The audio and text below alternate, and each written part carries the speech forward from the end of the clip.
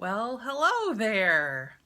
Welcome to the Treehouse Knits podcast. This is the first episode. My name is Rachel, and I'm so glad you found me.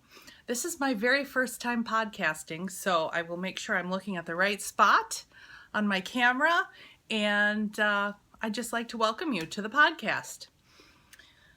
I thought what I would do for my first podcast is just share a little bit about myself and then just hop right into some of the projects that I'm working on, as well as a couple projects that I've finished in the recent history. You can find me as Treehouse Knits on all the social media. That's Treehouse Knits on Instagram, on Ravelry, and I'm also working on building a website. I keep my project pages, project notes really up to date on Ravelry, so that is definitely one of the best places where you can go. Just type in Treehouse Knits under people and you can see everything I'm going to be talking about today and get more detail. So why don't we just go ahead and jump right in. I'm Rachel, and I am a mom of two boys that are in middle school this year, and a very supportive husband who's creative and crafty in his own right. And he's very supportive in all of the crafty endeavors I do. I started knitting seriously and obsessively about 10 years ago.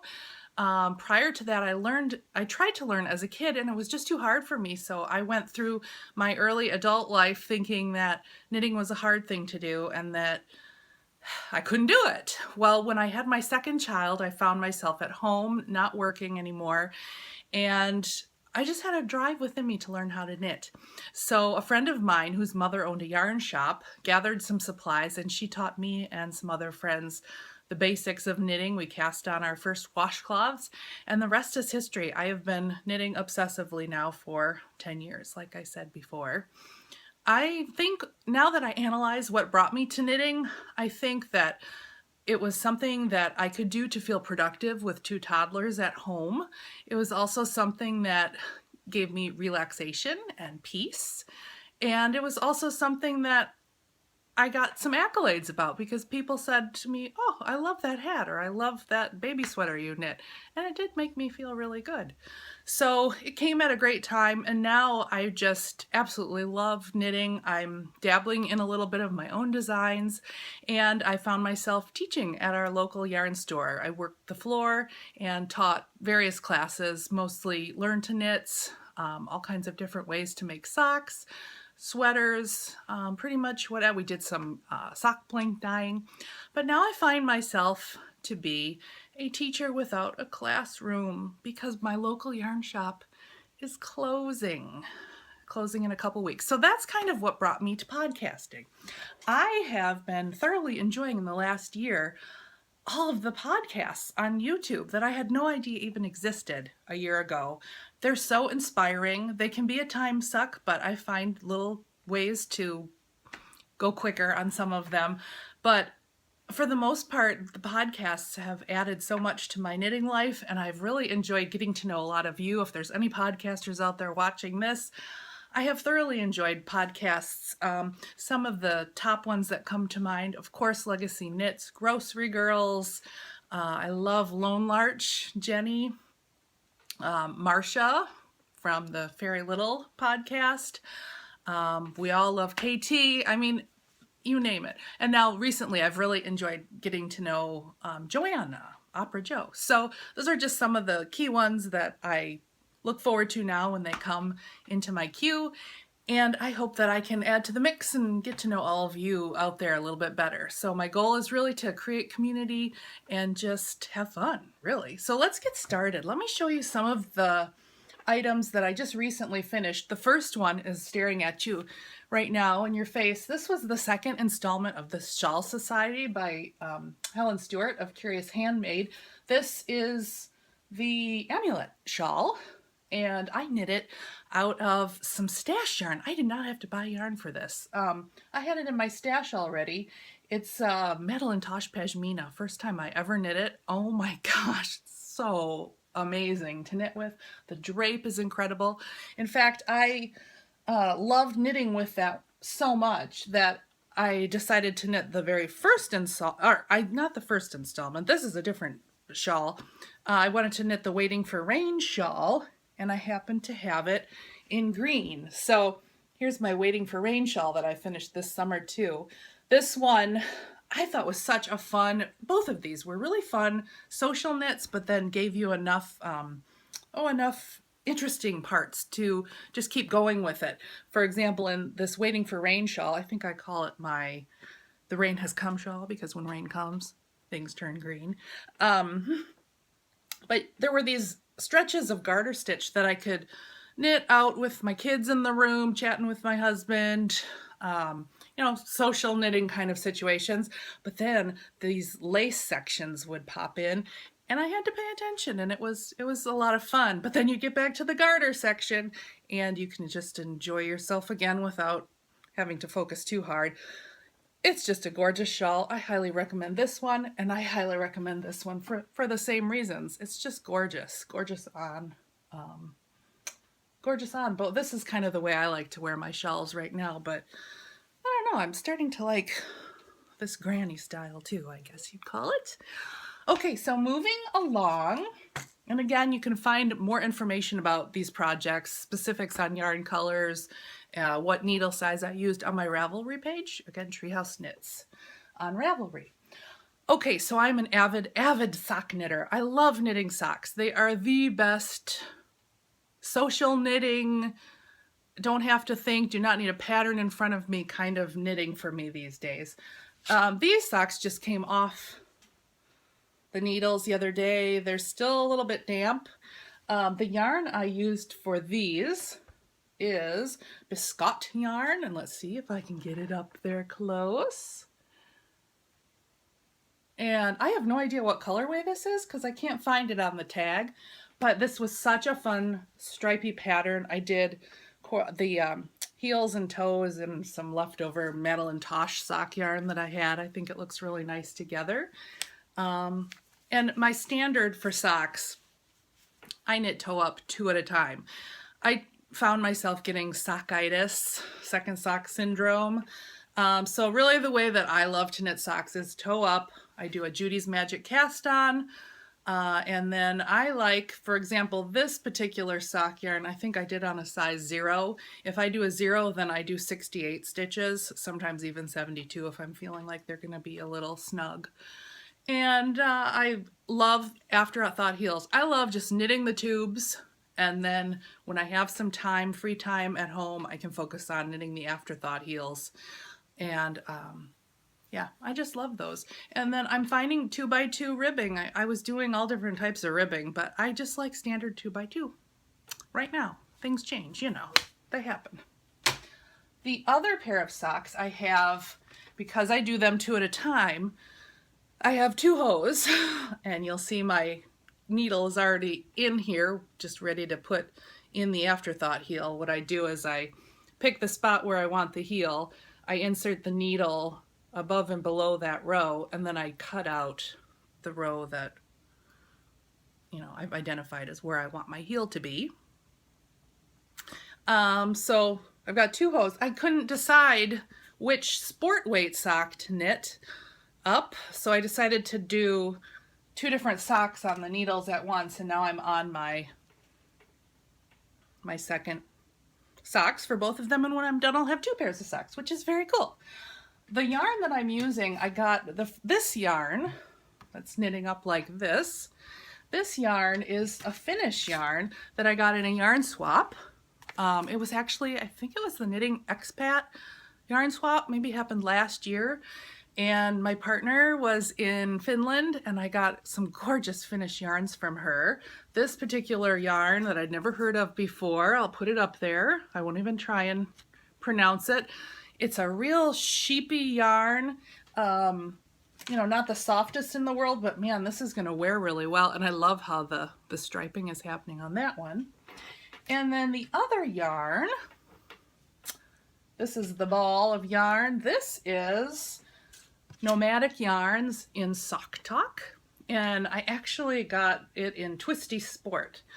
I had done so much sock knitting in standard sock weight and really light fingering, I thought it'd be fun to have some heavier weight yarn. And man, it's fun. It's fun to knit up sport weight. It's squishier, but what a gorgeous colorway. This Nomadic Yarns, man, if you haven't tried it, you're probably living under a rock right now, because if you found me, you know of Nomadic Yarns. But I mean, if I were coming up with yarn colors, I don't think I would have even thought of putting that khaki green in with the hot pink and the gray and the black and the orange and the teal. And it works so well together. That's just genius. And if you look at her Etsy shop, my gosh, all of her colorways are incredible. Incredible. Okay, so what else do I want to show you? Oh yeah, one funny other thing that I did over the summer. Not funny, it's adorable actually. Susan B. Anderson came up with a sheep pattern, and I thought it would be fun. I knit a sweater in those colors up there. That's Rowan felted tweed DK. I did a colorwork sweater. I'll have to show you that sometime. And so I thought, oh, it'd be fun. Anytime I do colorwork and I have leftover yarn, I'm gonna do a sheep. So cute. And I happen to be in 2 weeks going to Madison, Wisconsin for Susan B. Anderson. She's going to be teaching at the Knit Circus Retreat, and I'm actually taking the sheep class. I know I've already made a sheep, but who cares? Then I can pay more attention to her and just soak it all in, right? Right? Plus, I wanted to help me put a cute face on there, because I'm the worst. I'm the worst at faces. Anyways, super, super cute. Okay, one other thing, the last thing I wanted to show you, I've been dabbling in a little bit of design, and I was finding at the yarn store, we had all these amazing gradient packs coming in, and customers just did not know what to do with them, as well as speckled yarn. Customers, you know, our standard customer has had no experience with speckled yarns. They don't watch podcasts. They don't buy from indie dyers at all. So I wanted to come up with a shawl of some sort that they could use both the speckled and the gradient. And I created this shawl called Gradient Interrupted. It's basically a triangular shawl. It's got just a series of increases in the middle section down. But what happens is it starts out with the speckled, and then you just use up your gradients. And you use up your speckled, and you end up on an I-cord binding, and I also did a I-cord edging, and I'm realizing I just showed it to you backwards. It looked really good in my view. But the yarn that I used was a Wonderland packet, a gradient in, in the fingering weight in purples, and then the speckle is Lydia's yarn, I think, that I got in the Indie Yarn Market subscription club over the summer. But that's my Gradient Interrupted is what I called it, because basically you're interrupting that gradient with the speckles. And I'll put that one on. I like to wear it more like this with the point. You can see. Yeah, so that's Gradient Interrupted. So I'm headed to San Diego this weekend. I don't know if I mentioned to you, I'm coming from the beautiful state of Michigan, just outside of Grand Rapids. And we've had a gorgeous, gorgeous summer here. And now I get the opportunity to go with my husband to San Diego over the weekend. And of course, who cares about clothes and toiletries when you're thinking about packing? What the heck am I going to take to knit when I'm in San Diego? So I thought I would go ahead and take the socks, obviously finish those, get the heels in, and then I thought I would start another pair of socks. To me, socks are the best travel knitting projects. And at YarnCon in Chicago, was that last summer? Gosh, time is this summer, early summer. I don't even remember when it was. The Happy Go Lucky booth, I got this really cute gradient set that's called Grello. Here's the card. I love that it's just all caked up, ready to go. Oops, they're called Wonder Twins. Such a cool booth. It's a really lighter weight yarn, so I thought that would work well. Really compact. I'll probably knit them up, obviously 2 at a time, definitely on zeros, because in 100 grams there's 460 yards, so that's going to be a really fine weight yarn. So that's what I'm going to take with me to San Diego, which should be a good time. I've never been there, so I'm looking forward to that. Some of the fun things that I've gotten, I'll share with you probably every episode. Some neat things that I've come across, be it yarn or knitting tools, gadgets, that kind of thing. Of course, I was very lucky. Are you ready? I'm going to bring it over here. Here we go. Can you guess what this is going to be? Would help if I had it right side. Yes, I got one. I got one. Andy of Andre Sue Knits, clearly if you found me, you already watch her and you know about her. She does these amazing sock blanks. And this one happened to be the very first one on the top when her update went live on Etsy, and I just hit the buy now and I just got it. It couldn't be more perfect for me because I've been hemming and hawing about doing this podcast, and I got a we can do it, you know, sock blank. So I was very excited to get this. But the only thing is, with sock blanks, let's talk about sock blanks, shall we? With sock blanks, I've dyed up a few. I taught a sock blank dyeing class. My mother-in-law actually introduced me to sock blanks. And what I liked about it is you kind of had an ugly looking sock blank and it would turn into a gorgeous pair of socks. Well, good grief, this is a gorgeous sock blank. I'm kind of afraid to knit it up. So I've been watching what some other people have been doing. I just noticed in Andy's last podcast that she was making pillows out of a portion of her blanks. I think she's even making a scarf. I think I just saw that on one of her episodes. So I never need 100 grams for a sock. I usually use between 50 and 70 grams. So I thought I would leave a few of these we can do it frames of oh my gosh, what is her name? Rosie. I know you were all yelling it out at me. Rosie the Riveter. And I don't know, I'm just gonna have to make some sort of wall art or something for my office here. But that was a very, very, very fun find. The other item, I'm gonna have to stand up here, go out of the shot a little. I was so excited to get Legacy Arts, Fiber Arts update. I got the Spellbound, not realizing I got it in Snazzy Toes. I don't know if you can see the sparkle. Well, I got it to knit my husband a pair of socks. He loves it so much that he doesn't mind having sparkle in his socks. So I think I'm just going to jump on that. Since he said he wanted them, I'm going to do that. He'll have sparkly socks. And then I got this colorway, which is Winnie Sanderson, which is all unraveled and ugly. It came out, not ugly, but it's all a mess. It came very pretty from Sue. I'm excited to do something with this one. I'm not quite sure. And then, of course, I had to get Sue Said So. If you watch any of Sue Knit 24's Periscopes, I've been following her for, it'll almost be a year this fall, I think. That's one of her taglines. Sue said so. Go treat yourself. Sue said so.